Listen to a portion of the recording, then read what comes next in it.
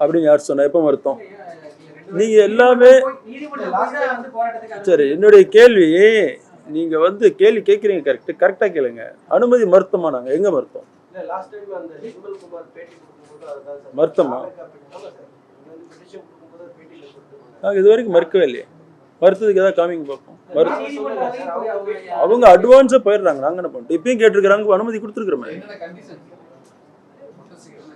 ஒரு கண்டிஷன் எல்லாம் ப்ரொடெஸ்ட் பண்ற மாதிரி தான், முறைப்படி வரணும், சட்ட ஒழுங்கு பிரச்சனை கிரியேட் பண்ணாமல் போனோம், கேட்டிருக்கிறாங்க. அவர் போனது எப்படின்னா, அனுமதி கொடுக்க மாட்டாங்களா நினைச்சா அவங்களா போனது. நாங்கள் கொடுக்க மாட்டோம்னு சொல்ல. கண்டிப்பா இல்ல. இல்ல இப்ப எல்லாம் டார்கெட் கிடையாது. பிடிக்கல, மொத்தமே இவ்வளவுதான் போடணும்னா நீங்க நிறைய பத்திரிகை போட்டுருந்தீங்க.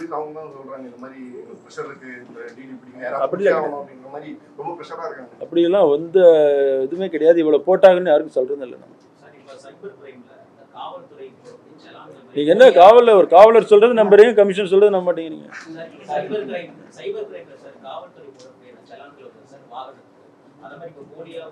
ஆமா, அப்படி 2-3 இன்சிடென்ட் வந்தது.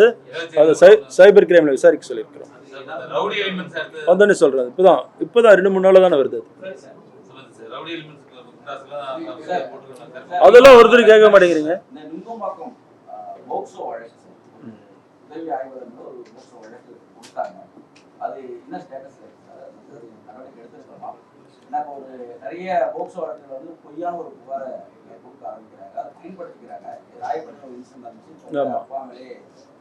அந்த போக்சோ வழக்கு என்பது ரொம்ப ஒரு கடுமையான சட்டம்.